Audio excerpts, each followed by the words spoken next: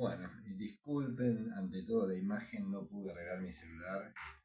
No sé qué pasa con la autofilmación, pero me ven así, no importa que no me vean, es lo de menos, no se pierden nada.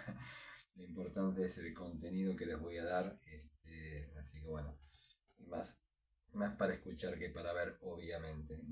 Insisto, no hay mucho para ver acá, más que presten atención. Este segundo videito está relacionado con el anterior. Escuchen primero el de década, en contexto internacional de década del 70. Habíamos dicho que había una influencia externa a la historia propia de la Argentina de proscripción y prohibición del peronismo y persecución, como volvemos a reiterar, entre el 55 y el año 73, esos casi 18 años, en un contexto mundial siempre movido, siempre dinámico, donde estaba potenciado por la ideología socialista barra comunista y la ideología occidental capitalista que se enfrentaban de manera indirecta en todo el planeta. Cada país, depende de dónde, buscaba su propia salida a esta lucha entre superpotencias. Argentina también la va a buscar a través del peronismo.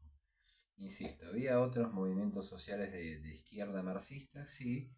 no necesariamente relacionados con la Unión Soviética, para nada, simplemente era una izquierda también que trataba de construir un modelo a la Argentina, caso del PRT, ERP, Ejército Revolucionario del Pueblo, que ya lo mencionamos, que tenía mucha base social. Cuando digo base social, tenía mucha vinculación con sectores obreros en la ciudad de Córdoba, en el conurbano bonaerense y alguna injerencia fuerte en trabajadores rurales del interior del país, particularmente Jujuy, Tucumán y Santiago del Estero, por ejemplo. Esto habla de una sociedad muy politizada, con mucha ideología y mucho debate y mucha participación. No solamente se hablaba y se discutía, se hacía y mucho. Iglesias,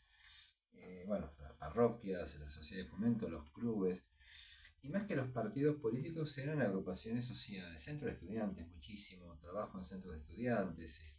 villas miserias, había mucha militancia social en las villas, de ayuda social, los propios habitantes de las villas también lo hacían, insisto, los curas, las monjas. Y los profesionales también se volcaban a trabajar en las barriadas populares para dar una mano, médicos, enfermeras, bueno, docentes, había mucha ayuda social. El peronismo entonces va a lograr acceder al poder. Perón va a volver definitivamente a la Argentina el 20 de junio del año 73, pero ya en esta etapa había diferencias entre el Perón que volvía después de 18 años intentando recuperar entre comillas, o sea, aquella esencia del viejo peronismo, comillas por lo viejo, y una juventud con un promedio de edad de 20 años que estaba muy acelerada con todos los cambios que había en el mundo y particularmente porque había participado fuertemente entre el año 70 y 72, sí, principios de los 70 y regreso de Perón, en la política argentina e insistimos, muchos de ellos, varios miles, involucrados en la guerrilla. Por lo tanto, querían que Perón, cuando volviera, no solamente reinstalara el peronismo de la década del 50, y recupere los derechos laborales perdidos después de 18 años, sino que pusiera el pie en el acelerador y enfrentara fuertemente a los empresarios nacionales, tanto desde el campo como de la ciudad, que marginara fuertemente a las Fuerzas Armadas, y bueno, que ocupara el Estado argentino, tema que venimos charlando con ustedes de la primera clase, el rol del Estado y los contenidos que tiene el Estado y las cosas que hace el Estado, un Estado peronista, pero también ya con un fuerte camino hacia el socialismo. Perón esto dice que es gradual, que primero hay que darse todo un tiempo de reconstrucción de la Argentina, después iremos viendo de qué manera él plantea con la unidad nacional de por medio, sumando radicales, conservadores populares, demócratas cristianos, una serie de partidos pequeños que estaban por ahí dando vueltas, los desarrollistas de Frondizi, todos sectores que se habían enfrentado a Perón y acá no estaban cerca del peronismo. El peronismo vuelve a armar un frente, se llama así, un frente popular, que es el Frente Justicialista de Liberación. El eje es el Partido Peronista, justicialista, pero con una serie de partidos menores acompañando, no peronistas, y con un radicalismo dispuesto a apoyar a Perón también, en su líder de aquel momento que era Ricardo Balbín. La juventud peronista y montoneros, con sus distintas vertientes en el ámbito laboral, juvenil, social, etc., no están de acuerdo con esto, quieren que el peronismo vertebre una insisto, una especie de revolución social muy profunda y rápida, y esto lo lleva a enfrentarse con Perón. Y también lo lleva a enfrentarse con los sindicatos cuyos dirigentes sindicales están con un peronismo más tradicional, el peronismo del convenio colectivo de trabajo, las paritarias, la comunidad organizada, la ayuda social, pero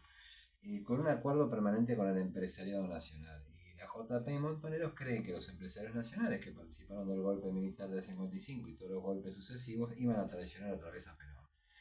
Esto hace que Perón se enfrente públicamente, no solamente en privado, sino públicamente, y también JP, JP por Juventud Peronista y Montoneros van con Perón en esos meses que van entre el triunfo de Perón nuevamente como por tercera vez a elecciones, acabó otra vez el 62% de los votos en septiembre del 73. En octubre asume como presidente por tercera vez y a partir de ahí hasta su fallecimiento el 1 de junio del 74, perdón, esos 8 o 9 meses van a ser de una buena recuperación económica y social de la Argentina, con el mismo ministro de Economía que estaba con Héctor J. Cámpora, el primer presidente peronista que asume en mayo del 73, que se llama Helbard de apellido, está mencionado el plan Helbard en el manual. Con el mismo ministro de Economía, Perón logra una recuperación económica muy fuerte, con prácticamente inflación cero, con desocupación del 2%, con un fuerte desarrollo industrial. En pocos meses recupera, decíamos, se desendeuda la Argentina y, sin embargo, la presión de los sectores juveniles es tan fuerte que se llega a un enfrentamiento verbal en Plaza de Mayo, uno de los tantos actos históricos del peronismo. El 1 de mayo del año 74 hay un enfrentamiento verbal, una queja muy fuerte de varias decenas de miles de jóvenes aglutinados en Montoneros, que Perón responde de una manera también verbal muy violenta, y hay una ruptura que, bueno, naturalmente no se sabe qué hubiera pasado si esa ruptura continuaba profundizándose, porque al poco tiempo, 2 meses más tarde, el 1 de julio, Perón fallece. Sin olvidar que a los 2 días de haber ganado las elecciones, la mano derecha de Perón, en su proyecto de recuperar el peronismo de la década de 40 y de 50, que es el secretario general de la CGT, José Ruche, es asesinado, luego se sabe mucho más tarde esto, por un grupo de guerrilleros ligados a Montoneros que lo van a asesinar porque lo acusaban precisamente de traicionar históricamente los legados del peronismo, de ser una persona que no se preocupaba por los trabajadores, que si bien Perón lo quería y lo apreciaba mucho, iba a ser una especie de obstáculo muy fuerte para enfrentar al empresariado nacional, y lo que la juventud pensaba que había una dirigencia sindical, no toda, pero había una dirigencia sindical bastante más preocupada por sus cuestiones de riqueza personal que por los trabajadores y las trabajadoras. Entonces, el asesinato de Rucci, los enfrentamientos verbales, el acto del 1 de mayo, las reuniones también con Perón que tenían los sectores juveniles, hace que haya una ruptura entre ambos. De ahí que aparece el concepto de que estos jóvenes no son peronistas y se les comienza a llamar de una manera muy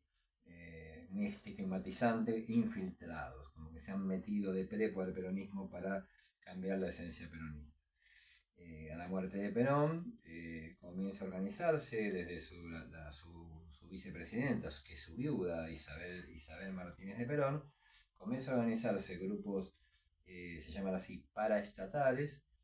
formados por fuerzas de seguridad en retiro, que no están en actividad, y a otras que sí están en actividad, policías, gendarmes, sectores del ejército y civiles, que son bandas armadas que operan al margen del Estado, por eso son paraestatales, no es que son sectores vinculados al poder, del Estado en sí mismo, y comienza una ola de asesinatos de militantes sociales, políticos y de toda índole en el marco del Estado de Derecho. Y con el correr de los meses se va a conformar la Alianza Anticomunista Argentina, de la cual hablaremos en el próximo video, desarrollando un poco lo que ocurre a partir del año 1975.